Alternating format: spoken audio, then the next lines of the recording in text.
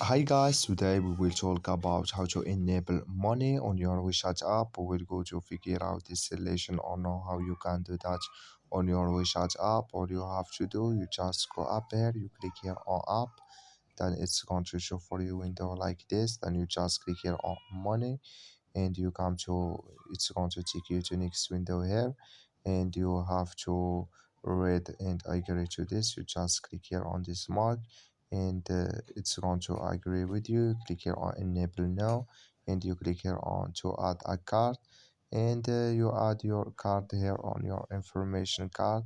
So you click here on enable, you click here on accept, then it's going here, you add your card or your bank card or number card. You just click here on next, and it's going to add with you on your WeChat app. So that's all you have to do. I wish now you I get it. Just follow this ways and it's going to work with you.